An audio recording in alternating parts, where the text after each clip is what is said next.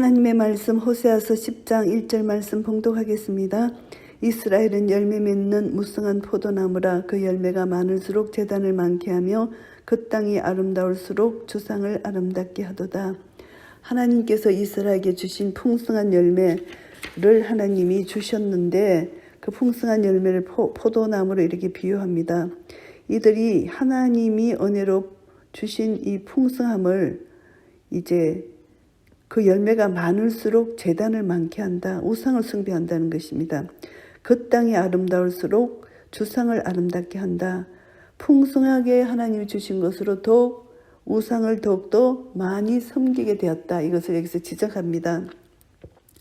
저희가 두 마음을 품었으니 이제 죄를 받을 것이라. 하나님이 그 제단을 깨치시며 그 주상을 헐으시리로다. 이들이 두 마음을 품었다는 것은 하나님을 배신해서 우상을 섬겼고 또 다윗집을 예면해서 다른 왕들을 세운 죄, 하나님이 세운 왕이 아니라 인간들을 스스로 왕을 세웠다는 것을 이렇게 지적하고 있습니다. 그래서 하나님을 배신한 것이죠. 그래서 두 마음을 품었습니다. 하나님 말씀을 버렸다는 것입니다. 하나님 마음을 버렸다는 것입니다. 이제 죄를 받을 것이다. 하나님께서 말씀하십니다. 그래서 제단을 쳐서 깨치고 그 주상을 헐으시겠다. 하나님과 분리되고 하나님을 떠난 우상을 숭배하는 이들의 주상을 다 목을 꺾고 주상을 깨트리시겠다는 것입니다. 3절 말씀입니다. 저희가 이제 이르기를 우리가 여호와를 두려워하니 하므로 우리에게 왕이 없거니와 왕이 우리를 위하여 무엇을 하리로다. 왕이라 할지라도 이스라엘 백성들을 하나님의 심판으로부터 구원해줄 수 없음을 한탄하는 절망적인 탄식입니다. 그래서 실제로 북왕국 아수르에 의해 끌려갈 때에 왕은 아무런 역할을 수행하지 못했습니다. 저희가 헛된 말을 내며 거짓 맹세를 바라여 언약을 세우니 그 재판이 바디랑에 돋는 독한 인진 같으리로다. 헛된 말을 하고 거짓 맹세를 하고 이런 거짓 언약을 세운다는 것입니다. 그래서 이들은 이스라엘들의 헛된 거짓 언약, 이것은 마치 인진이다.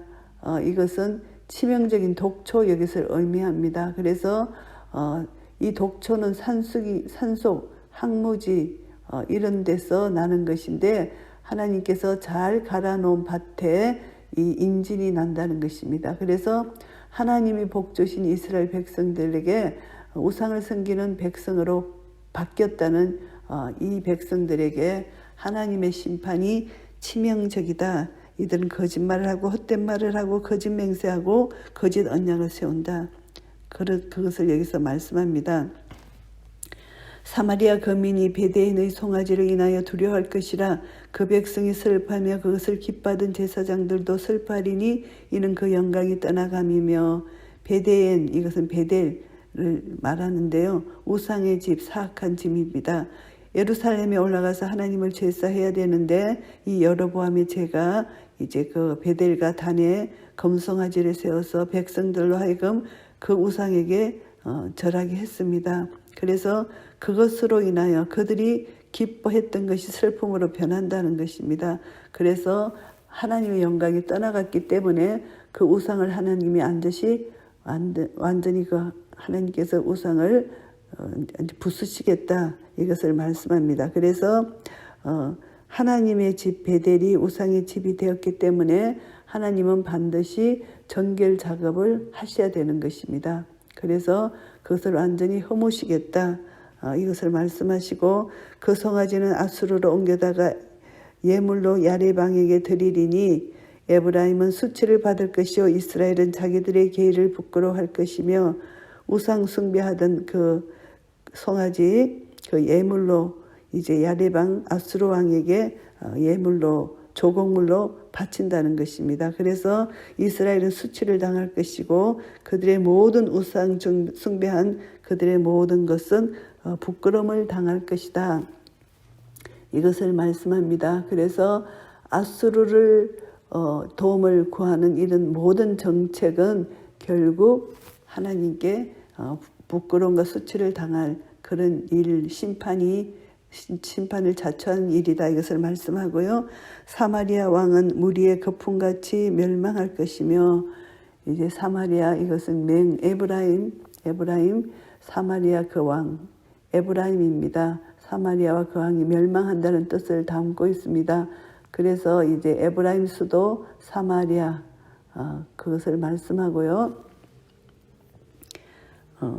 멸망을 당할 것이고, 이스라엘의 제된 아yen의 산당은 폐괴되어 가시아 찔레가 그 단위에 날 것이니 그때 저희가 산들어 우리를 가려라 할 것이요 작은 산들어 우리의 무너지라 하리라.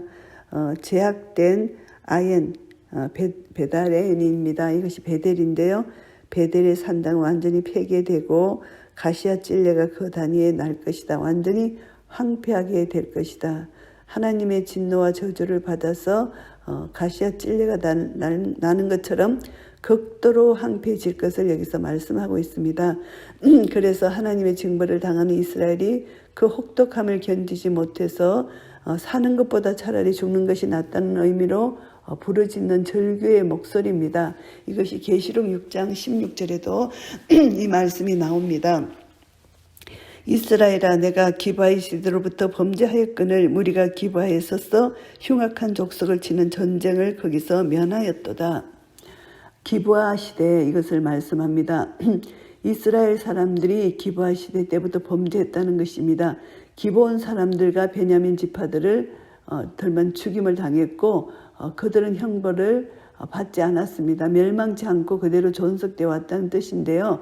이제 이스라엘이 당시 그와는 달리 타락한 죄로 하나님의 온전한 심판을 받고 패망할 것이라는 것을 여기서 말씀합니다. 이것은 이제 이스라엘이 당시 기본 사람이나 베냐민 족속들이 당했던 징벌을 받게 될 것이라는 것을 암시하고 있는 말씀입니다. 내가 원하는 때에 저희를 징계하리니 저희가 두 가지 죄에 걸릴 때에 만민이 모여서 저희를 치리라. 하나님이 원하는 때, 하나님의 심판의 때 심판할 것인데 두 가지 죄에 걸린다는 것입니다. 그래서 만민이 모여서 저희를 치리하는데 베델과 단에 금송아지를 세워서 우상을 섬긴 것이고 또 하나님을 버리고 다윗 왕조를 배반한 것, 이 두 가지 죄가 하나님 앞에 심판의 원인이라는 것을 말씀하고요. 에브라임은 마치 길들인 암소 같아서 곡식 밟기를 좋아하나 내가 그 아름다운 목에 멍에를 메우고 그의 위에 사람을 태우리니 유다가 밭을 갈고 야곱이 흙덩이를 깨뜨리리라. 에브라임이 마치 길들인 암소 같다, 이렇게 표현을 합니다. 길들인 암소, 이제 에브라임이 하나님의 율법과 계명을 받았고 선지자와 제사장들을 통하여 하나님의 말씀을 교육받고 훈련받았음을 말씀합니다. 곡식 밟기를 좋아한다. 소가 곡식을 밟아서 알맹이를 까는 일을 한다는 뜻만이 아니고 이제 곡식을 밟으면서 그 곡식들을 자유롭게 먹을 수 있고 또한 먹는다는 것을 여기서 의미합니다. 그리고 이제 이스라엘이 처음에는 하나님의 은혜를 힘입어서 하나님 말씀을 받고 하나님으로부터 축복을 얻은 자들입니다. 그래서 이들이 그것이 풍요로워지니까 이제 하나님을 배반하고 우상을 숭배했다는 것을 여기서 말씀하고 있습니다. 그래서 이제 하나님께서 이제 주신 이 모든 것으로 이들이 이제 그 하나님 우상을 섬겼는데 하나님께서 이전에 암소로 하여금 가벼운 상태에서 곡식을 밟게 하고 자유롭게 곡식을 먹게 했고 풍족하신 것을 주셨는데 이제는 그것과 달리 무거운 멍에를 메어서 구속하고 힘든 일을 하게 하신다. 사람을 태워 통제하게 하신다. 이것을 여기서 비유합니다. 결국은 포로로 잡혀가겠다는 것입니다. 그래서 자유로운 이 암소가 이제 멍에를 메고 이제 무거운 것을 이고 이렇게 힘들게 이제 이렇게 한다는 것. 이것은 이스라엘이 하나님에 의해서 구속을 받았지만 범죄했기 때문에 멸망을 당해서 포로로 잡혀간다. 야곱이 흙덩이를 깨트린다.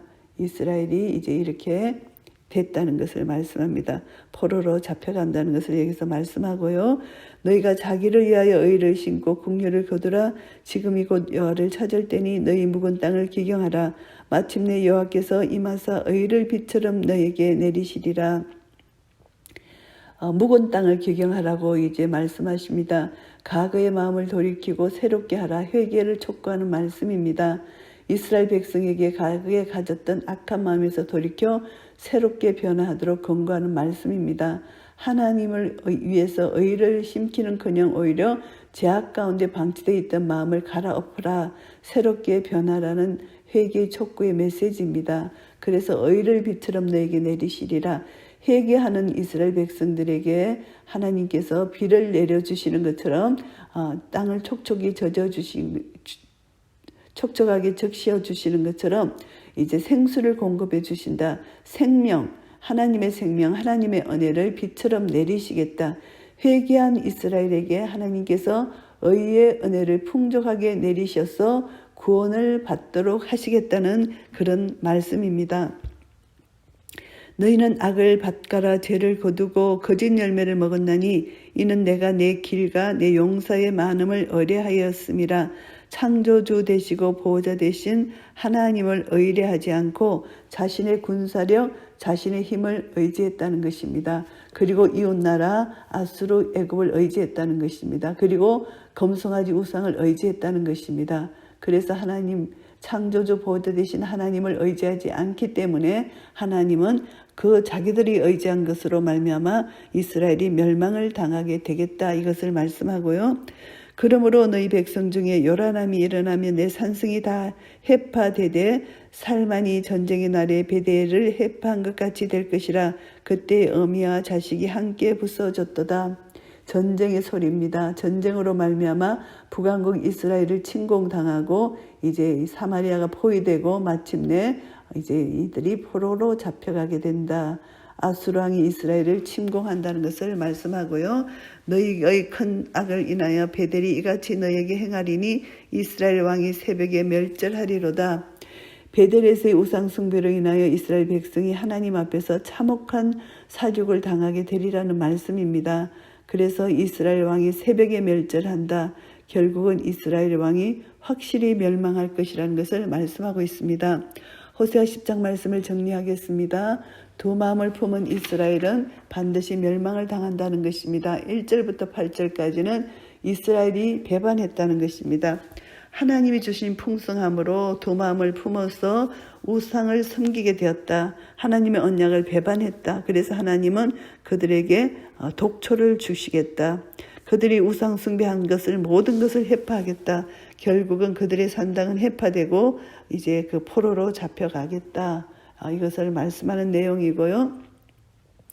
9절부터 15절까지는 이제 두 가지 죄악, 하나님을 배신하고 우상을 섬긴 죄악, 다윗집을 예면하면서 다른 왕들을 세운 죄, 이것을 하나님께서 지적합니다.